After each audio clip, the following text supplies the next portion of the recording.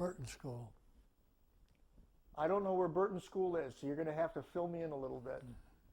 Burton School in Wyoming? No, it was in Grand Rapids. Oh, okay. At that time, I lived across the street in Grand Rapids. Ah, okay. All right. And did you get through high school? No. I finished the 10th grade. And then what happened? I went to work. Oh, okay. So you left school to go to work. That was in Depression time. Ah, okay. Okay. Were you aware of the danger that was brewing in Europe and in Asia? I mean, reading the newspapers and whatnot, did you know that things were starting to happen out there? Oh, yeah. Not at the time I was going to school, but at the time, around the time I was married or before. Well, let's talk about that. When did you meet your future wife? This is right around the time you left school, or? Well, I was out of school. She was still in school when I first met her. Okay. And we got married. I was 21. She was, 18? 18, okay. And soon after that, you had a child. Is that right? Yeah. And when did the events in your life take a turn for the more dangerous, if you will? When did you find out about the war that was starting? Oh, it started quite a bit before, but I was just 21 on the day that everybody had to start registering. Okay. For the draft. Okay. And so, were you talking with your friends about what that meant? I mean, you realizing that you're going to be... Oh yeah. Okay. Well, tell us about that. We all knew what it meant. We didn't know when we'd be drafted. I got deferred for a little while because I was married, but that didn't last too long. So why don't you give us an idea of what happened when you found out that you were going to be drafted? Did you get a letter in the mail? Yeah, I guess we did, didn't we? Okay. All right. For those of us that were not living through that period of time, I'd like you to explain in as much detail as you can what happened after you got that letter. Did you have to go and report somewhere? So give us an idea of what happened right after you got that letter. Well, they used to put it up on the board. If your name come up, then you'd be drafted. And I don't know if you know where Bigelow Field was on Division Avenue. Anyway, they used to put it up on the board, the names that's going to be drafted. We used to go up there all the time and look for our name. Finally, we seen it. And then I got deferred for a little while. Now you say we. Was this a group of your friends that would go up there and check it? My wife and me. Okay. Okay. All right. So now you've seen your name on there, and you said you were deferred. Well, why? Because you were married. Yeah. You were deferred. Okay. So when did you get the notice that you're no longer deferred? You're going somewheres. Was that soon afterwards? Well, that was in 1923, or 43. Okay. And then when I got called, then they put you in either 4F or 4A, whatever it was, A. And then I got called to Detroit to be examined. Could you describe that experience? I mean, have you ever been to Detroit before? Oh, I've been there. Okay. Ball game. Okay. All right, so you arrive in Detroit for your physical, right? Yeah. Could you talk about that? What was involved with that? Are you waiting in line, or just give us You an wait idea? in line, take your clothes off, get examined. Not much of an examination. So what did they finally give you as a mark? A1, I guess. Okay, that means that you were ready Ready to go. So what happened right after that? What was the next step after you got this approval that you're going to go? Wait for the notice to report. And then we got on a train in Grand Rapids and went to Battle Creek. And what was in Battle Creek? That Army camp. I was there for maybe a week. I know my wife come down and see me. Then I got put on a train and we went to Florida. Okay, now in Florida, as I understand it, that's where you really got most of your training. Is that correct? All of it practically.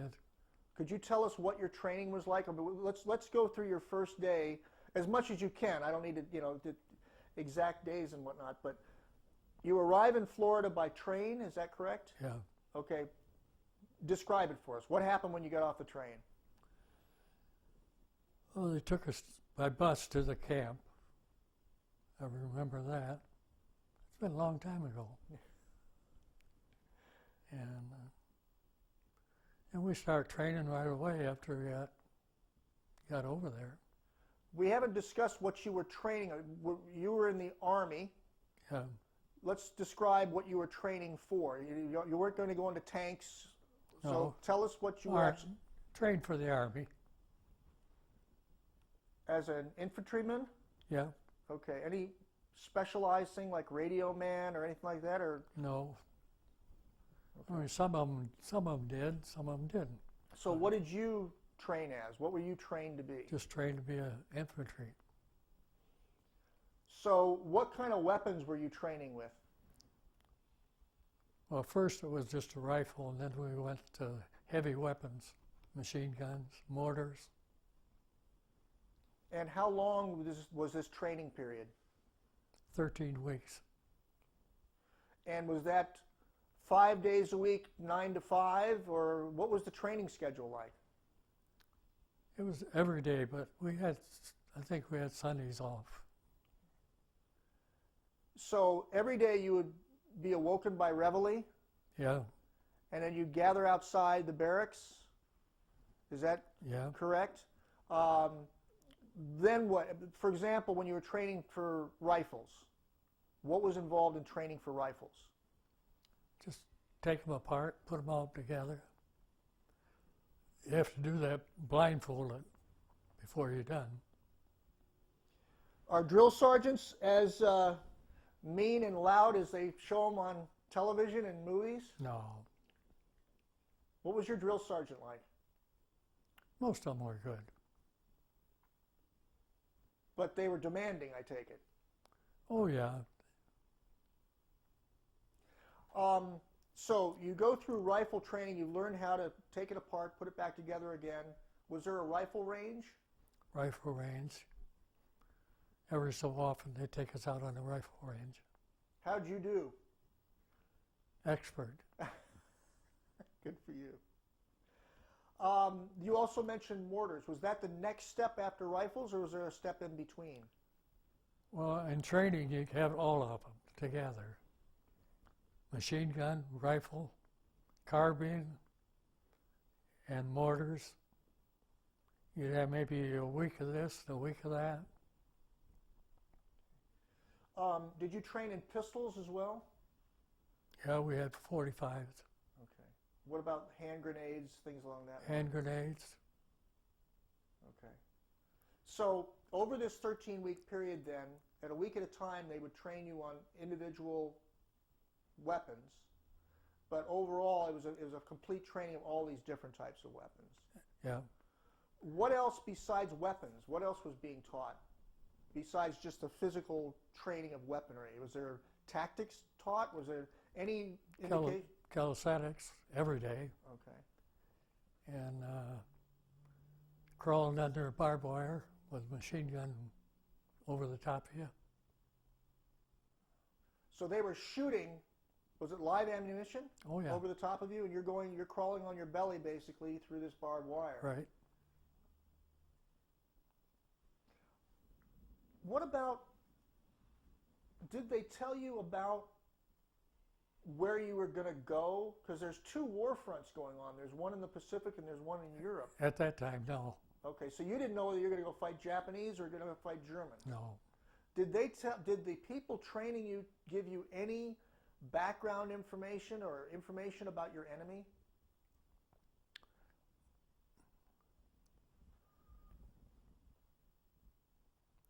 I think before we left, we pretty sure we was going to Germany or France. Did your instructors talk about the German army or the German tanks or give you any indication of what you were up against? No, not in the basic training. I don't want to go into it now, but I'm assuming you're saying that they did tell you at some point later on. Is that right? We indicated we could tell that we was going to Germany Okay. instead of the islands. Okay. All right, so now you're finished with basic training. Was there a graduation day? No. How did you know you were through? 13 weeks was up. Okay, so now the 13 weeks are up. Had you been communicating with your wife by letter during this period of time? Yeah. What were the letters censored, or would you pretty much write anything you wanted? I don't know if they were censored from there. I don't think so. Okay. So you were basically just telling her about the hardships and the calisthenics and things like that? KP. KP. Tell me about KP, since you brought it up. I didn't have much of it. But you had to take care of their tables and stuff, clean up. Okay. So your 13 weeks are up. What happened next?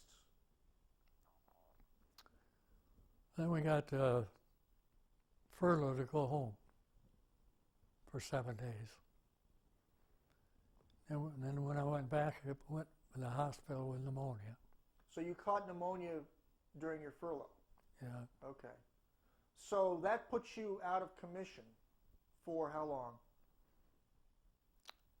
I don't know. I was in the hospital, I think, for a week or 10 days. And by that time, I got another furlough to come home.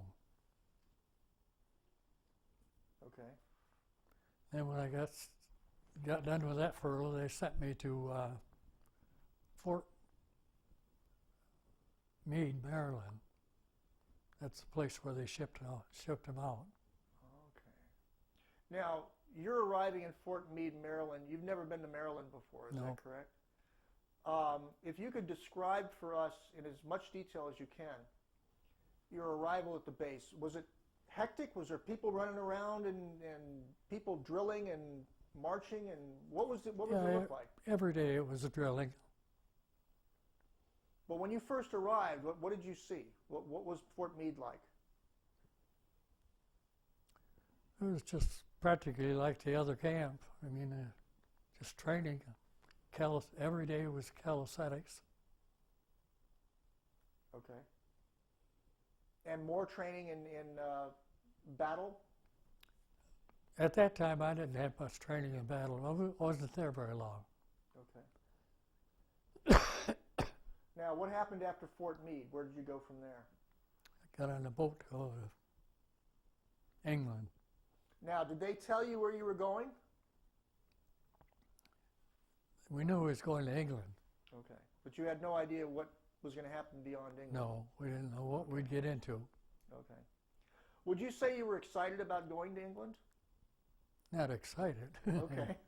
What would you feel? What were you feeling? Just a feeling that I had to go. That's okay. Was there any apprehension? I realize that you're very young at that time, and I remember being that young, and you just had this feeling like nothing can happen to you. Did you feel any apprehension about going? I didn't want to go, that's for sure. Yeah. But I had to. Yeah. Did you get a chance to get any kind of friendships with these guys, people, that, when you went over on the boat together? Because I know sometimes on a boat it's a perfect way to make friends. Yeah, we had friends on the boat that well, the only time was on the boat. When we got over there, we was in replacements. I went replaced to one place, the other, next one went replaced to another place. None of them went to the same place. Mm-hmm. Okay. So now you arrive in England. Describe for us what your first impressions of where did you arrive, by the way, in England? Where did you arrive? And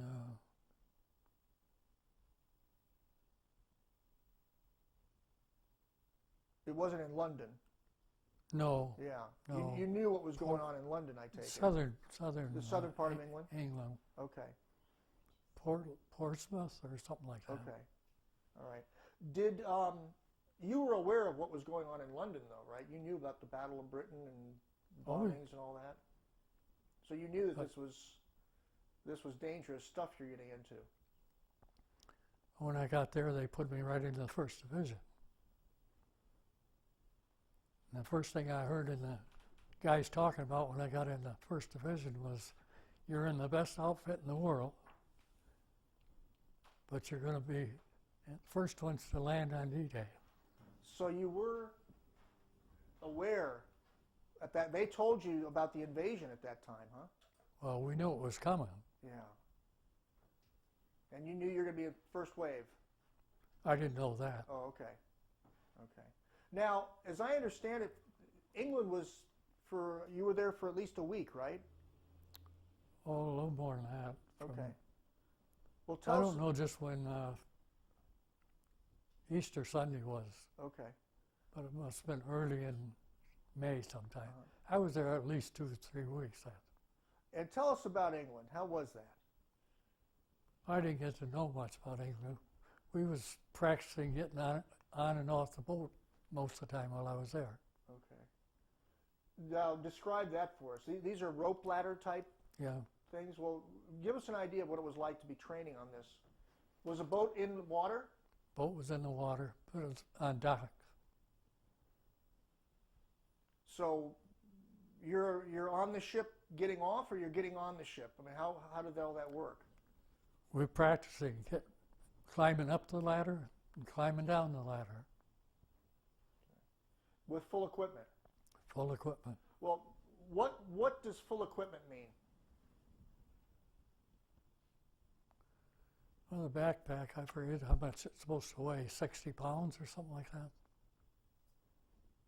So what else besides the back? I mean, what were you physically carrying? Because these are, remember, people listening to this. At the time we was practicing over there, we didn't carry no guns. Okay. All right, so you had like a canteen, you had... That's all in on your belt. Okay. So you've got a belt, you've got the backpack, and you're traveling up and down, training on these rope ladders. Yeah. Okay. So at the end of your training in England, what was the next step? Where did you go from there? Oh, went on the boat and got all ready for D-Day. Okay. What was this boat? Did it have a name? Do you remember the name? No, just a big transport boat. I don't know what the name was. So it wasn't like a battleship or anything like that? Not a battleship, no. Okay. Just a troop ship. It was a troop ship, okay. So from the troop ship, you were off the coast of Normandy. Is that right? Could you see Normandy? Not when we was on the boat. Okay. It was too dark. Oh, okay. Everything was black. All right. What was the mood like amongst all of you? You knew you were going to be getting off that boat into... Pretty quiet. The mood was quiet. What were your thoughts? Can you remember? Well, before we left England on the boat, they told us that everything would be bombed out by the time we got there. The way they talked, we could walk right in. Well, on Omaha, you didn't walk in. Utah, they walked right in. It's a different beach, different story. As I understand it, there was supposed to be aircraft bombing all the areas. Oh, there was. Okay. They, according to them, with the bombing was supposed to have the pillboxes all knocked out. The beach would be clean. We could just go on the beach. But it didn't happen that way. Once you were from the troop ship, where did you transfer from to get into? Did you transfer then into these smaller boats? Landing craft. Landing crafts, okay. Climb down the rope ladder. Now, we talked about this a little bit earlier, and I want you to try and get in as much detail as possible. What were you carrying getting into that transport? Full pack. I had a carbine and a bazooka. So you're carrying a carbine and a bazooka, and you've got a full backpack. And what were you wearing in the way of clothing? Wool clothes, wool uniform. No raincoat or anything like that? A raincoat in your pack. Oh, it was in your pack. You weren't wearing it out on the outside. Okay. No. So you're now climbing down from the troop ship, right, into these landing boats. How many people were in one of those landing crafts? I don't really know. I think 40-some. Okay. Did you feel like you were cramped in there? They were just like sardines. But a lot of them, different ones got hurt or killed climbing down them ladders, because the boat would go up 20 feet, and if you didn't get off that ladder at the right time, you missed the boat. And a lot of them did. What was the weather like? Rainy, wet. Did you, I know a lot of people got seasick. Did you get seasick? I didn't vomit like a lot of them. You couldn't hardly walk on that floor. So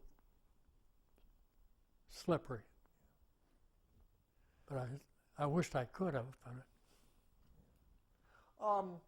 on your way in, this is pitch black, right? It's completely dark. it was dark. And it's raining, it's cold, it's miserable, there's people getting sick all the way around. Was there any conversation or any kind of people yelling out anything, or it was just try to be quiet? Everybody quiet. Didn't know what to say or do. Was there a lieutenant or a captain on there with you, a leader of some kind? Yeah, lieutenant. Did he say anything to you? No. He was just one of the boys. What were you told to do once that craft landed? Get on the beach as quick as you could. We landed in water up to our neck. Well, let's now move forward. You're in the dark. You're going, you know you're on your way to that beach. You're anticipating, you've got the bazooka in your hand, you got the carbine in your hand. You're ready to hit the beach. What, was there gunfire going on by this time? All the time. All right, well, let's backtrack then. When did you first hear the gunfire? Oh, when you got a little ways from the beach, Okay, on the boat. Okay, so when you got off the troop transport, there was no sounds of any kind of battle, right? It was quiet. You could see it, see the flashes. Oh, okay. But nothing was coming out your way. I mean, you weren't hearing missiles or At that time, we was too far away. too far away. Okay. So as you got closer, the sounds increased. Is that correct? Oh, yeah. So what were you hearing?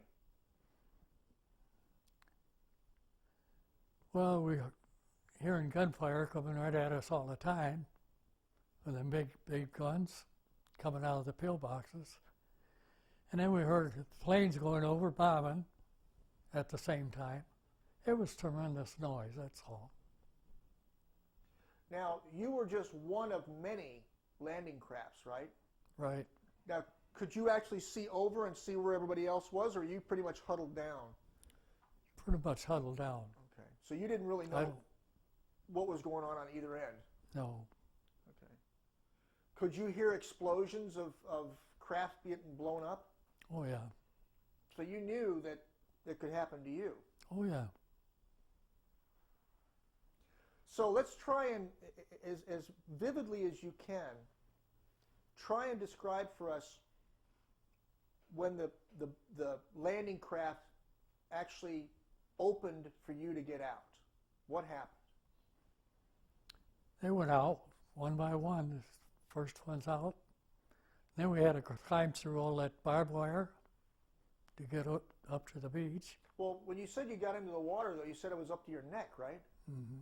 So when you hit the water, you had a bazooka in your hand, you had a carbine in your hand, you had pounds on your back. What happened when you actually hit the water? Just sank almost. Maybe, it probably wasn't as deep as up to our neck, but you squat it down, you know, the minute you got in, because the fire, they were firing at us all the way. Just, people got hit when we walked in. Did you actually have people hit right around you? Right around you. And you hear them yelling and screaming. And it's something you just can't describe. So you waded through the water, I take it. You waded until you actually hit the beach. As I understand it, now you're soaking wet, in addition to being all this equipment. That must have been a grueling walk. I mean, you couldn't just run onto the beach. Most of us got rid of our pack right away. I did too. This is just something you did, or is this something you were ordered to do? No, we wasn't ordered to do it. You just couldn't carry it. Okay. What about the carbine and the bazooka? You didn't know if you was going to live another minute or not, so get rid of it. Bazooka, I tried to shoot and it wouldn't go because it was all water soaked. So you've waded through the water, you got rid of the pack, you've waded through the water, you hit the beach. Were you right down on the ground crawling up the beach, or did you actually try to run up the beach? Most of us laid in the water for a few hours before we even got on the beach, because everybody that did get on the beach were killed right there.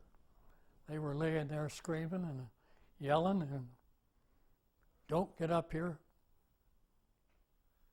So as you're laying there in the water, you must be hearing bullets whizzing by and All the time. And it just didn't stop, right? It just kept going on. Kept going all the time. So how did you determine when it was for you to get out of the water and actually go onto the beach? What changed to make your decision to go onto the beach? Well, they kept landing behind us. And pretty soon, well, I think Barb said he's read it in that book. One of the generals, he said, if we're going to die up there, not on the beach. So everybody took off. And then you had to crawl through the landmines all the way up the hill. And you knew they were landmines because you probably saw people get blown up. So, crawling through those landmines, were you just crawling, or were you actually using a bayonet to try and figure out where you're going? Crawling. We kind of hesitated there when we got a little ways up, and some of the engineers, or is that what they call them? I don't know.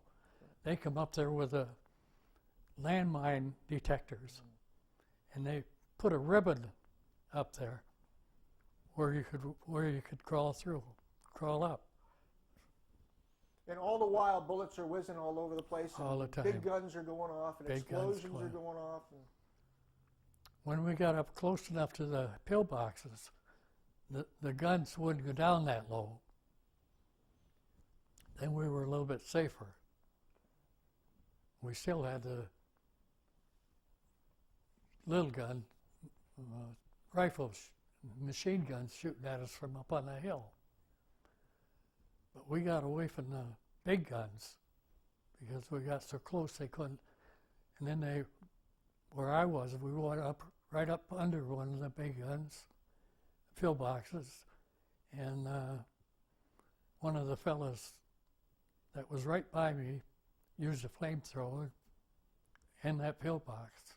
and we threw hand grenades in there, And that silenced it.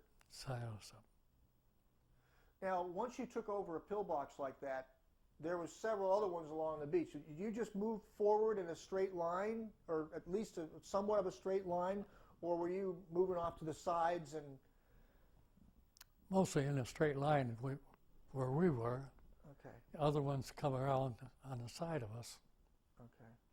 So, in effect, you just had to attack whatever was in front of you. Right. Okay. So once you got past that first pillbox, what was awaiting you after that? After that, we all moved up, kept crawling up the hill, and most of the Germans at that time were starting to move out. Because then we had quite a bit of gunpowder. But we ran out of ammunition. We got up on the hill there and we didn't have nothing left. So what happened? What did you do? Well, my outfit, the lieutenant was up there. Wasn't my lieutenant. I don't know who he was. He asked for some volunteers to go down and get ammunition.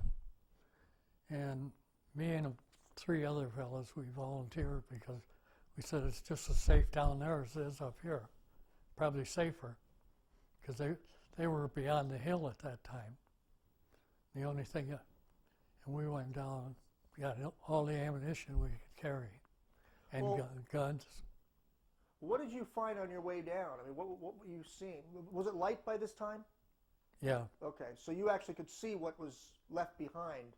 Well, that was when I went down after ammunition. That was just before dark, about maybe 5, 6 o'clock. So you'd been there the whole day, from morning until night, through all this carnage, and so you ran out of ammunition, and now you're coming back down at basically at dusk. Yeah, most of them didn't have any ammunition, or most of them didn't have a gun. So we went down, picked up all the guns we could, and all the ammunition. These were ones just laying around? Or did they actually have Taken off the dead bodies. So the 3 of you then cart up whatever you could carry. Now, is the firefight still as heavy? Are you still getting bullets whizzing by your ears as you're going back up the second time? Oh, yeah. So they were continuing this firepower, even while you, at dusk, you're coming down to get the ammunition and get the guns. You're coming back up. You're still getting shot at. At some places they're coming from the sides, or but most of them right where we was up over the hill. So the little guns and machine guns were set way back, so beyond the hill. But they were still bombing where we were. The American Air Force was, okay. And the Germans were strafing with their planes. All 3 of you make it back? Yeah. So now you're distributing guns and ammunition to, how many were in your group at that moment, at that point? We're looking at 12 guys, 10 guys? Roughly. Oh, none of my outfit was there, I know that. I was the only one at that time. And it was about 3 days before I even got to my outfit. So how many people were in this little group that you brought this ammunition to? Oh, maybe 10, 12, maybe a little more, I don't know. Okay. Where did you go from there? I mean, it's getting dark now. Dig in. Okay, so you dug in right there on the spot. Okay. Foxholes. Yeah. And you just slept in the foxhole, no tent? No, we never had a tent all the way through. Okay. Is it still raining? I don't really know if it was raining, but it was wet and damp all day. Yeah. And you were soaking, and you were in the water, and then you came out. And so how did you sleep if there's bombs going off and guns going off? And did you sleep? We must have slept sometime. You get so tired you fall asleep. Yeah. So can you remember waking up in the morning? Oh yeah. Well, what happened? What did you do? What do you mean? What? Well, you've just landed on the beach. You've dug a foxhole at night. You hopefully got some sleep that night. When you woke up, your guys are all getting ready to. Did you eat? Did you put your guns on and go walk off somewhere? I mean, what did you actually No. do? We didn't. We just we'd find somebody else that had a go down. When we went down to the beach, we'd get our stuff out the pack off of somebody else. But we never kept a whole pack. All we keep is a raincoat and mess kit, and if they had any sea rations or anything like that, we'd take. You know, I forgot to ask you, during the first day, did you eat? Not after we got off the boat at all. No, You didn't eat the whole day. no. So the next day, you did get a chance to eat some sea rations then. Yeah, Did you feel hungry? I don't even remember. Okay. All right. So now you've eaten. The lieutenant's still there, right? The lieutenant and your 10 or 12 guys? Yeah. Where did you guys go from there? We didn't move very much. So everybody's trying to find their different ones of their own outfit. Okay. Now, would you say that the fighting, the battle itself, the horrendous battle that you've gone through, had that tapered off? Was it quieter? No, I never got quiet. Okay. So you're still hearing bombs going off and All the guns- time, okay, all day the and time. night. Okay. All right. Did the lieutenant give you any idea of where you guys were going? Or did you have any idea where you're going? Not at that time. Okay. We didn't know anything. So what happened next? I mean, what was the next step, if you will? Where did you go? Did you start hiking inland? Inland, yeah. And what did you find? Right. Well, as you're walking along, you've got this group of 10 or 12. Were there scattered on both sides? Were there other soldiers walking Oh, yeah. forward too? So you felt that you were Yeah. part of this army is moving forward. Yeah, the whole thing. Okay. Because I don't want to give the impression that just you 10 or 12 guys walking alone. Oh, no. So you actually saw on both sides and behind Thousands. you. Okay, all right. Thousands of them. All the way across. And meanwhile, you're hearing all these guns going off and bombs going off. And were there casualties as you're walking along that? I mean, you're just walking now, right? You're not running. You're just walking with your Walking. gun. And there's all these guys on both sides. Were there explosions going off? Oh, yeah. Stepping on landmines.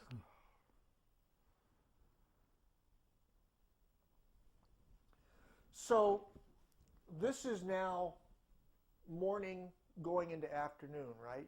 As you're walking Yeah. through. What was the countryside like? I don't think we moved much that first day at all. Okay.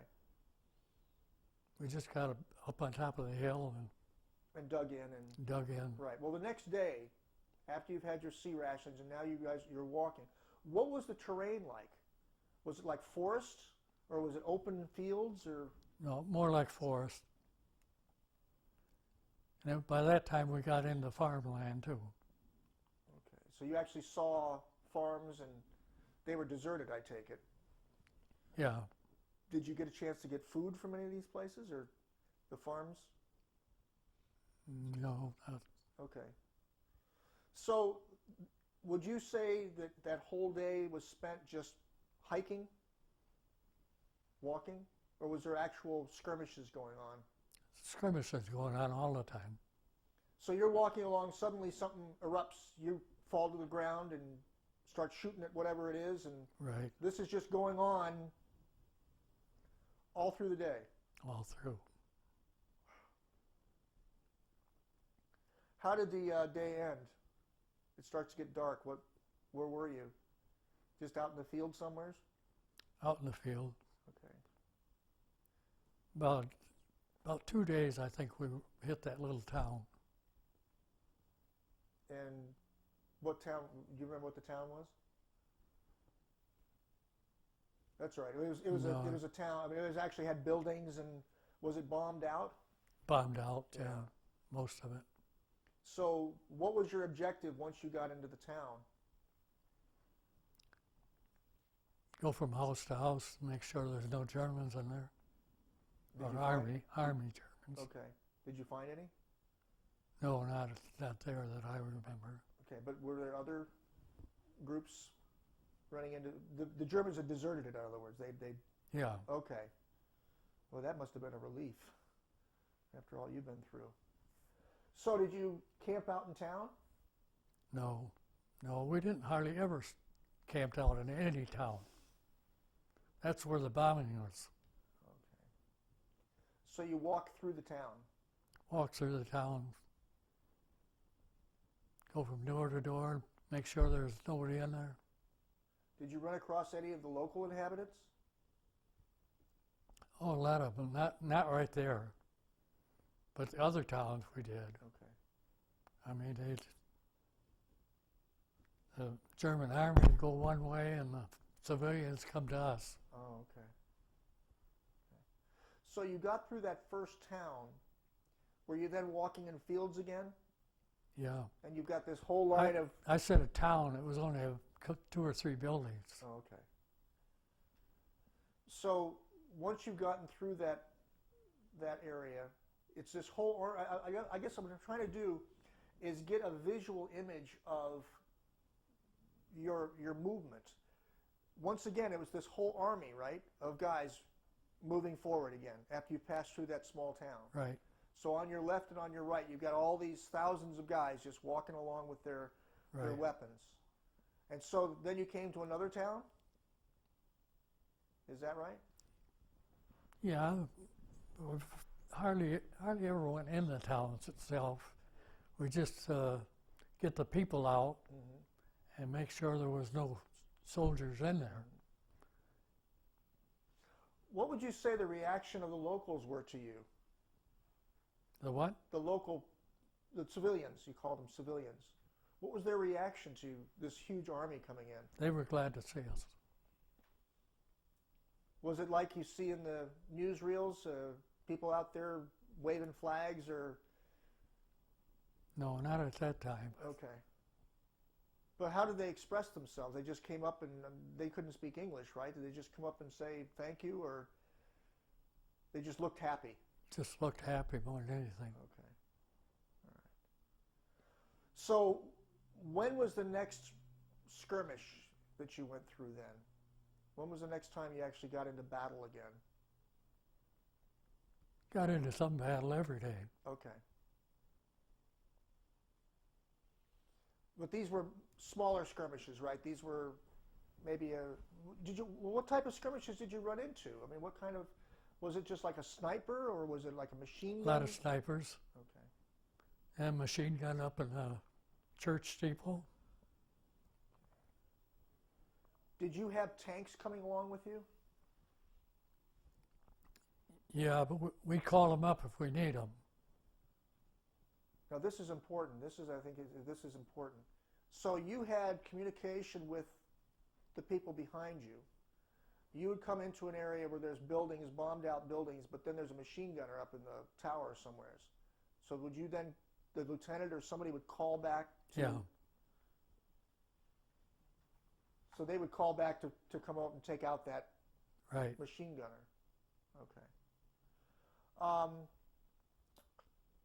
How many days was this going on since the first day? 2 or 3 days? For what?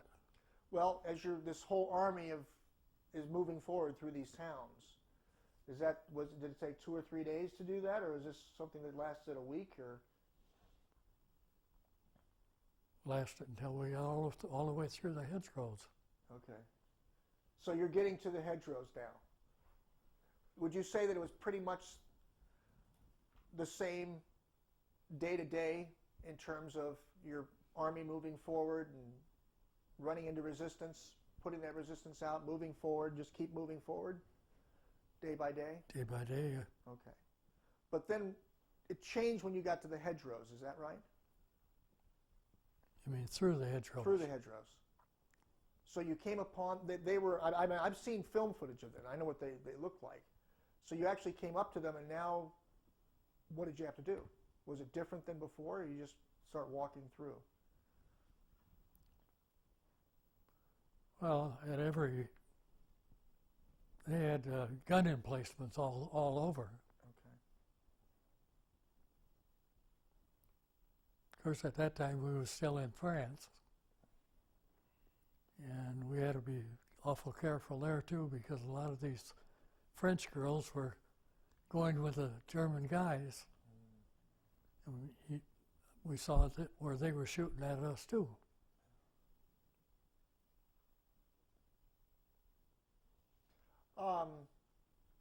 Would you say that the battles going through the hedgerows were, could you describe them at all? I mean, what was it like going through there? Well, you didn't know who was on the other side. Sometimes you'd hear Germans on the other side, or they were throwing hand grenades at us, and we were throwing hand grenades at them. But gradually, even with all the casualties, you kept moving forward. Yeah, we overrun them. I mean, we just had more people, soldiers. That's the only way we got on the beach in the first place. Yeah. Yeah. But this hedgerow fighting, though, it wasn't like you're charging through there running, right? I mean, try to describe for us what it was like going through there. Run from one hedgerow to the other. Maybe their snipers would try to hit you in between.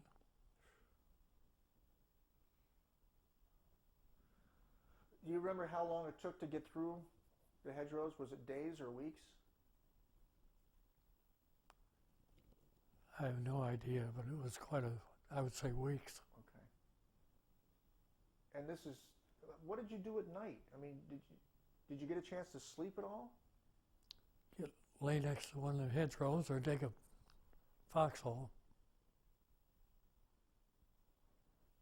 What was the food situation like during that period of time? You were carrying cans of food with you? Not cans. C rations, K rations, all dry stuff. Where was the water coming from? How did you drink? I mean, you had a canteen. Canteen. But how did you fill up the canteen? We'd, if we saw a river or creek or something, but we always had pills to put in it. Put in the water, Right. Purify it. Right. And But after we got into hedgerows, though, then our kitchens caught up with us. Then we get water there and hot meal? hot meals. That must have been a sight for all these guys lining up with their Mess kits. And little things like that must have been so welcome after you've been eating all this dry food and everything. Was there complaints about the food? No. I guess not. If they could get to us, we got pretty good food. Mm-hmm. Did you have any sense that you were winning this battle as you were moving forward? I mean, did you have a sense of we're beating them? At the time you was moving forward, you always thought you was winning. But then you'd hear about them counter attack, Could do that anytime. You don't know when. You don't know what kind. They still had a good army. Just like in the Battle of the Bulge. I mean, they come back against us with full force. That's to come later on, though. Yeah. After you got through the hedgerows and. Oh yeah.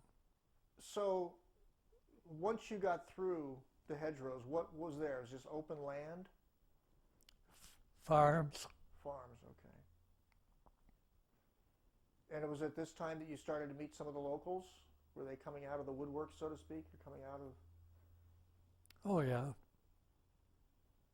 You couldn't talk to them. Couldn't understand them. But they were happy to see you. They were happy to see you. They come out and if they could, to shake hands with you. So what happened next? What was going on? You're going through these towns now. Where were you headed? Do you know where you were headed? I didn't know myself. We just, lieutenant or somebody that had maps was kind of guide you. Okay. So what was your next major encounter after you've got through the hedgerows?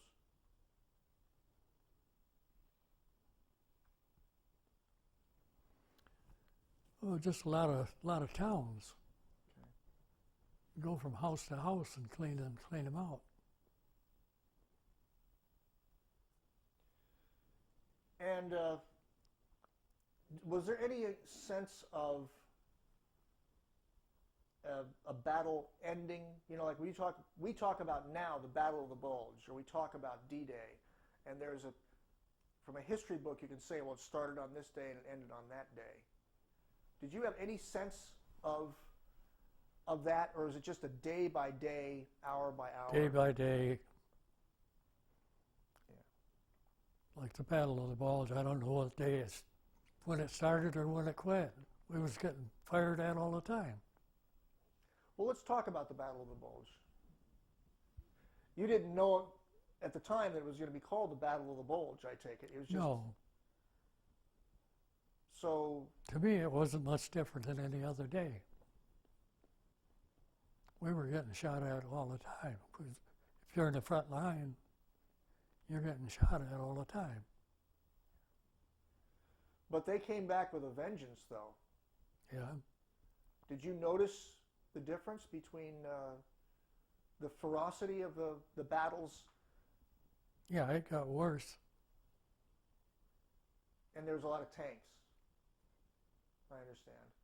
Did you actually run up against tanks? No, I don't remember even seeing a tank in the Battle of the Bulge. So most of your fighting was infantry to infantry? Yeah. Okay. What were you, I know that you came on the beach with a carbine and a bazooka. What were you carrying through this period? Well, a machine gun most of the time. It was like a Tommy gun, or? No, regular. If we were moving forward, we'd have a light machine gun. If we were going to sit still for a couple of days or so, they'd bring us up heavy machine guns. Them were water cooled. Okay. But we never put water in them.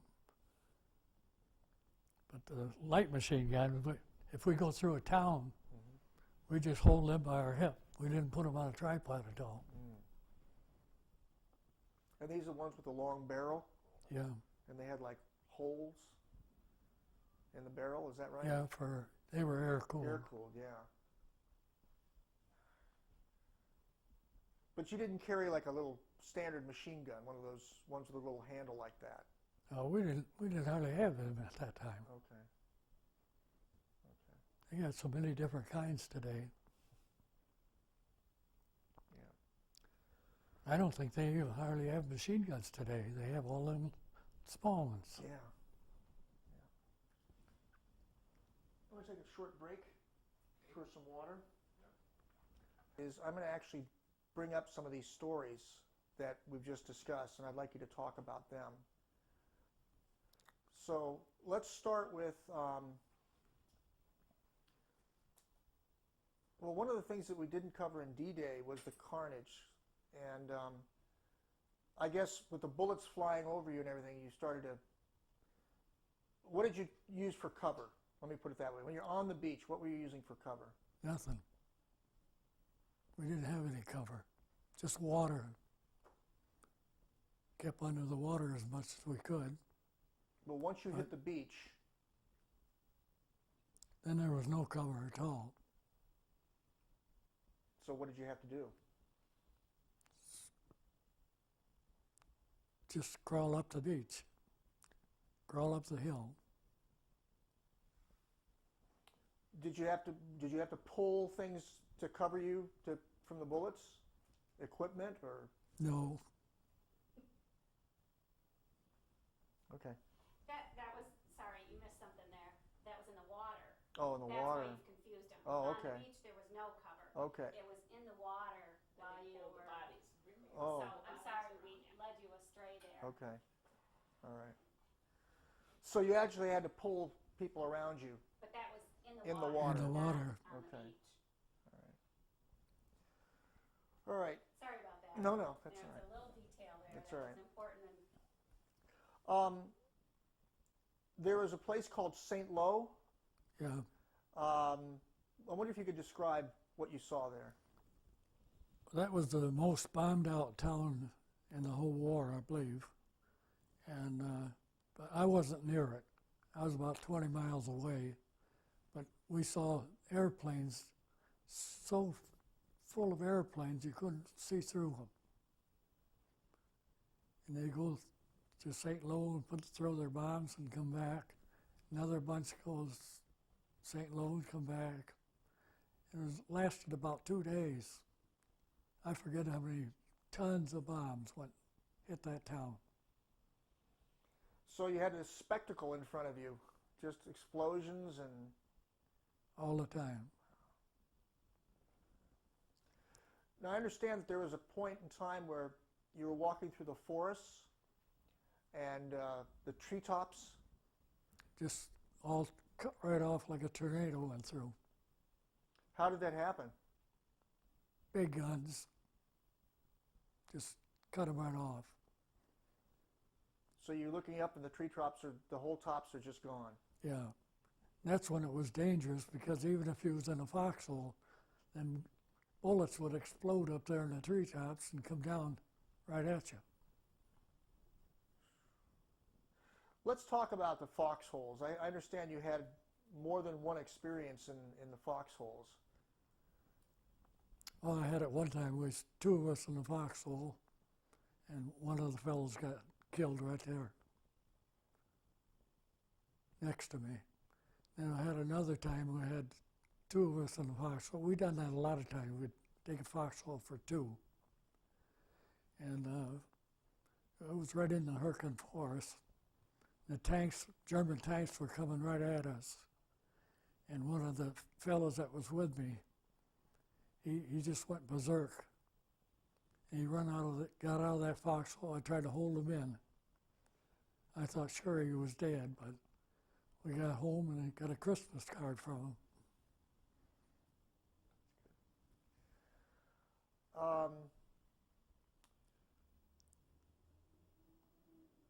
During the period when you were moving forward, you were talking about how there's sniper fire, bombs going off, and the Germans would throw hand grenades at you. Yeah. So what would you do with that? Well, if we could, we'd throw them back over the hedgerow. That's about the only time we had that trouble. We'd walk up at night, get behind a hedgerow. In the morning, we'd find out the Germans were on the other side of the hedgerow.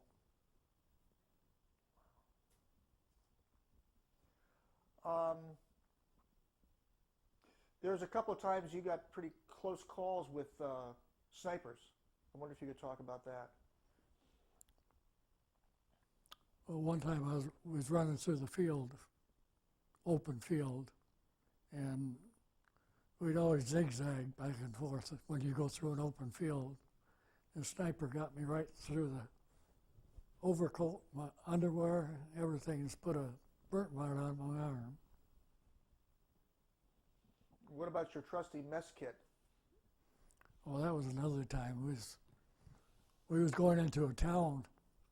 They start a lot of open firing on us, and we was in an open field, and it was laying on the ground, and bullet went right through my mess kit. Now, you actually had a close run-in with some Germans when you were in one of those towns. There was a group of Germans that were coming through the town, and you apparently used a hand grenade. I wonder if you could talk about that.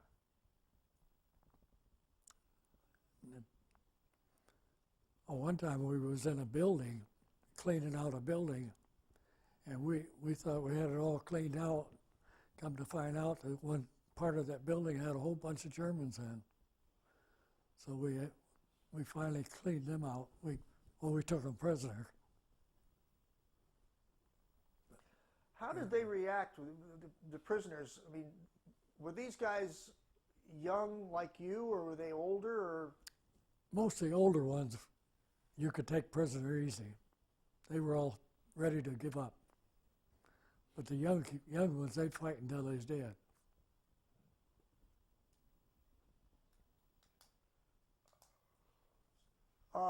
We were mentioning the Siegfried Line. I wonder if you have any comments about the Siegfried Line. That's just before we went into Aachen. That was a real battle of that town. You know what the Siegfried Line was, don't you? Doesn't matter whether I know it or not. You need to tell us. It was a cement pier sticking up all over so that tanks couldn't even go through. That was built during the First World War, and it's still there. And we had to fight through that. They thought they was going to hold us there, but we got through that all right. And that's when you went into some of the heaviest fighting you ever went through, right? Yeah, It was right after that. Right after that is when I had my machine gun shot out from under me, just before we went into Aachen. Well, could you talk about the Battle of Aachen? We fought there quite a while, cleaned out every house. It was a stronghold. And I know I sat out there with my heavy machine gun for quite a while before we went into town. And I got a big hole. That machine gun has got a barrel on it, you know, not a barrel, but a water cooled. They hit that from the side and put a hole in there that big.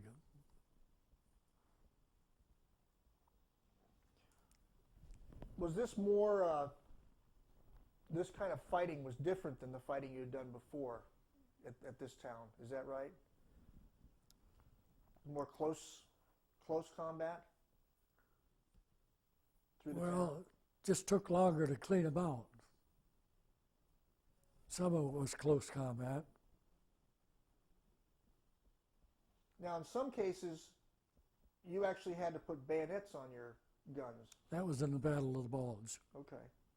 That's the only time we used them. So why were you given bayonets to put? I mean, were you ordered to put them on, or you just put them on by yourself? No, they'd give us warning. There was going to be hand-to-hand, a lot of hand-to-hand fighting to put the bayonets on. But you were lucky in that respect. Yeah.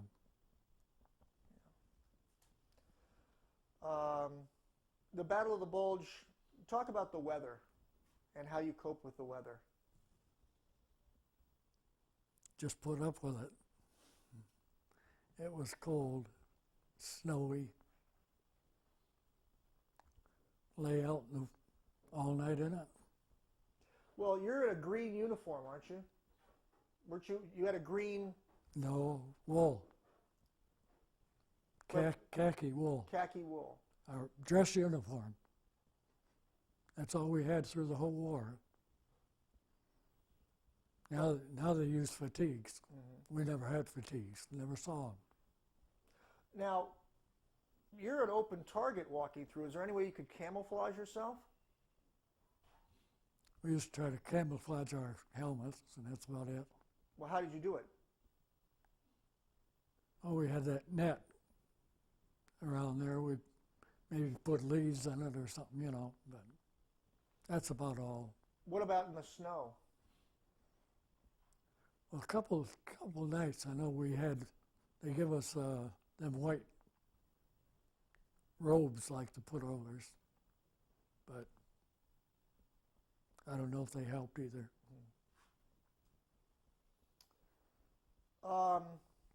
There was mentioned about a railroad bridge. Oh, at one time, It was in Germany too. They pushed their outfit way back. Wait. Come on down.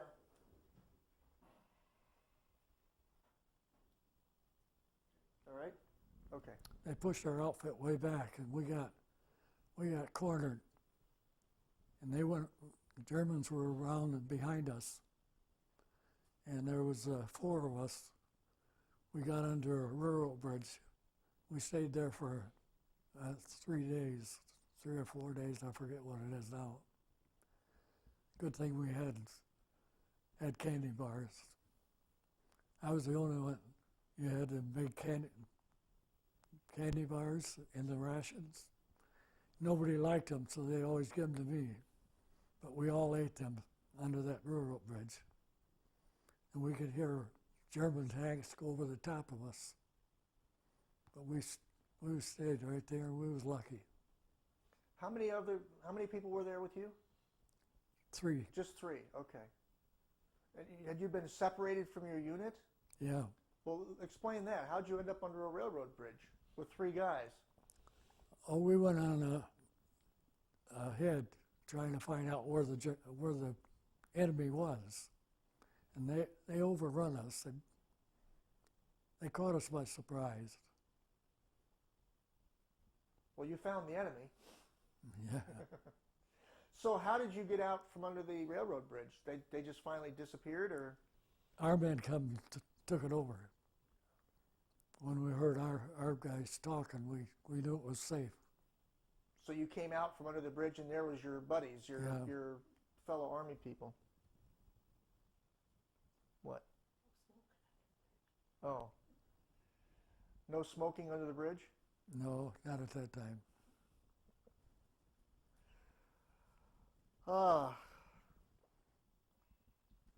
see. Oh, we were talking earlier about how the pace of the fighting was slow. But then you heard about Patton arriving. And I was wondering if you could talk about what happened when you first heard that Patton had arrived. Well, we just started moving faster. And the Germans were just walking backwards, taking off. We got into open territory there, and they went back. I tried to work up their army to make a big push again, but we went a long ways with just day after day, walking and riding right on through.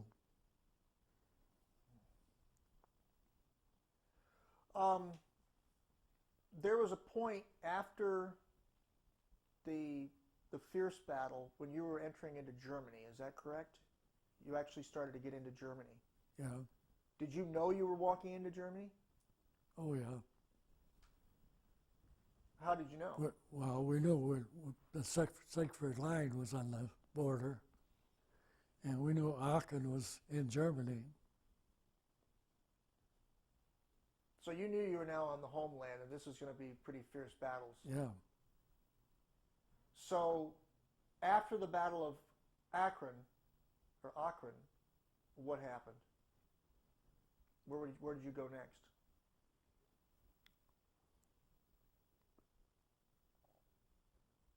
That was, we went through the farmland, and that was just before I got wounded, really. I guess that's what I'm getting to, is if you could describe that day. I don't remember going through any other towns after Aachen. So what happened next?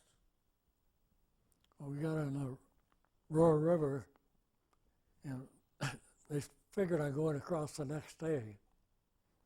But I was in a foxhole that night, got up out of the foxhole and stepped on that mine. But then they didn't go across the river that day either. Well, you just stepped on a mine. What happened?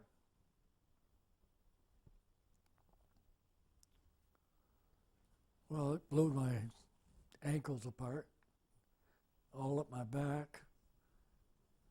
they carried me out to a little 2-track, I remember. And then I wanted to get down because I got down and I walked to a first aid station. You walked to a first aid station? For a ways. First they took me, I don't know just how I got there, but I must have been kind of knocked out at the time. Do you remember that moment when you stepped in the mine? I mean, did you No, realize? I don't know if anybody else was around me at that time either. But you just landed on the ground, the medics came and picked you up. No, no medics, one of the fellows, my outfit. I didn't see a medics. So then they took you over to the half track. It was a vehicle. Yeah, I walked a ways, I remember. And then they took me on some vehicle to the first aid station. Weren't you in pain? Yeah. But you're still able to walk. That's amazing. So what happened at the first aid station? They didn't do much. They picked all the shrapnel out of my back. I know that. One of the nurses or whatever it was had a whole handful of just small pieces of shrapnel picked out of my back. Then they put me on a bus and took me to Cherbourg. And then from Cherbourg they put me on a plane. They must have they done some operating in Cherbourg in a hospital. That was an open air field hospital. I know they give me some shot or something to put me under. The first thing I know, I woke up on an airplane. They took me to England. So you went to England to a hospital? Yeah. How long were you there? 3 months. Recuperating. And there was, I imagine that hospital was full of other people who went. Yeah. In fact, I couldn't get in the hospital. I had to be in a tent outside the hospital. Then the hospital got bombed with what do they call them? Buzz bomb? Buzz, no. V2? The rocket? Yeah, rockets. Were you affected by that, or just it? No, okay. I wasn't. One of the nurses in the hospital got killed. But One that you would actually talk to, and what? one of the nurses that you'd actually talked to, and had. No, Oh, that was okay. in the hospital. I was out in a tent I was in a hospital when they operated on me. Okay. Then they put me out in a tent. Everybody, I was in a tent for weeks and then. You mean like a pup tent or a bigger tent? No, they had big tents. Oh, It's like okay. a hospital tent. Oh, okay. Okay. And this recovery, was this a painful experience? Physically? No, I can't say painful. I couldn't walk. Yeah. But after 3 weeks, you could start to walk? No, it must have been quite a while after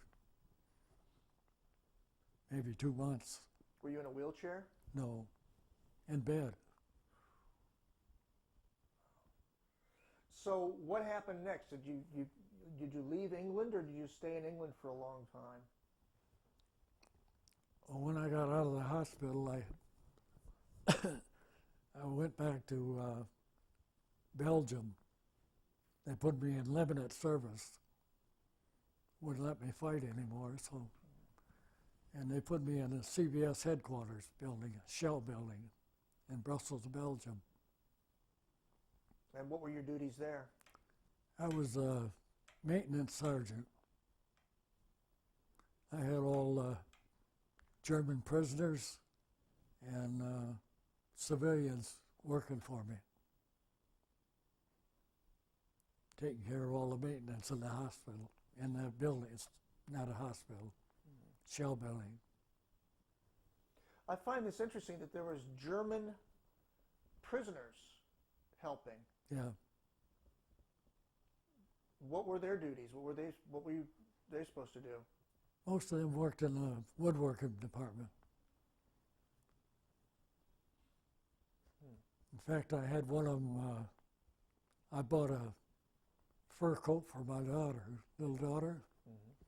I had one of them make a box and send it home in. So once you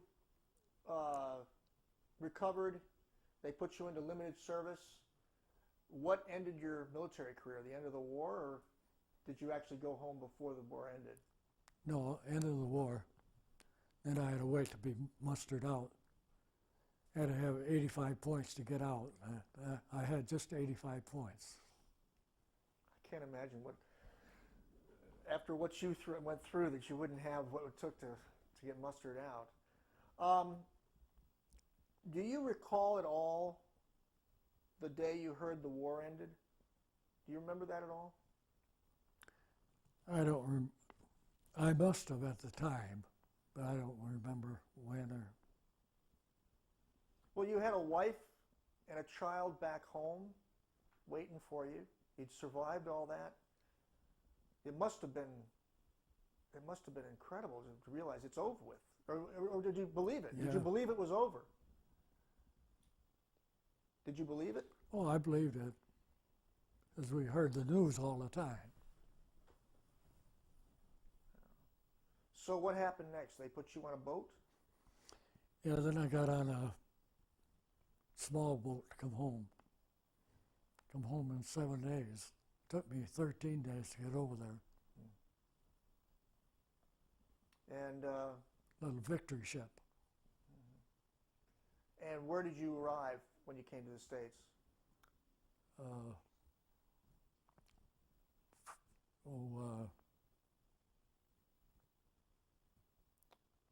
Baltimore, no, Boston, was it? Okay, and then from Boston, where'd you go? To Maryland. Got on a Okay. train to come to Indiana. Okay. And that's where you met up with your wife?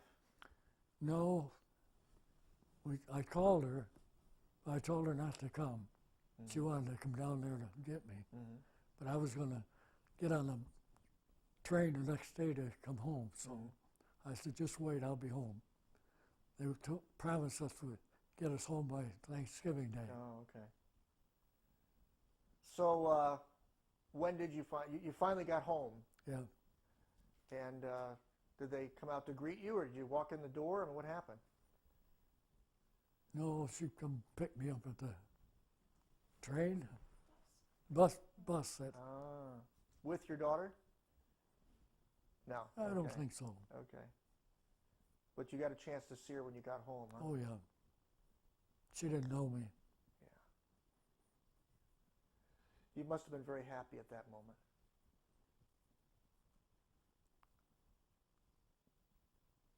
That's got to be, that's incredible.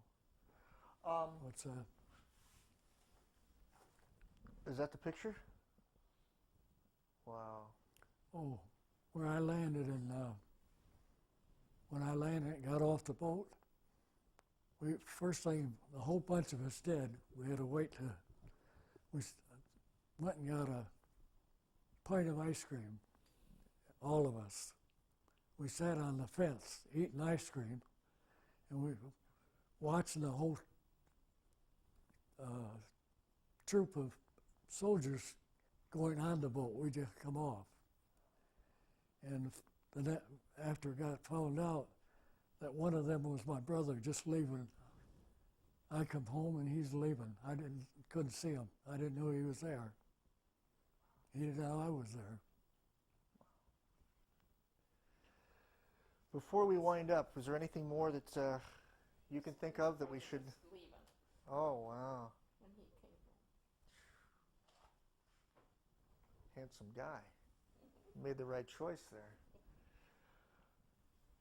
So we're pretty much few minutes over our usual limit, but if there's any particular stories that you can think of that we should bring up. There are some other ones, but I think probably a break is Okay. in order. I would like to have myself photographed over here. That's all right.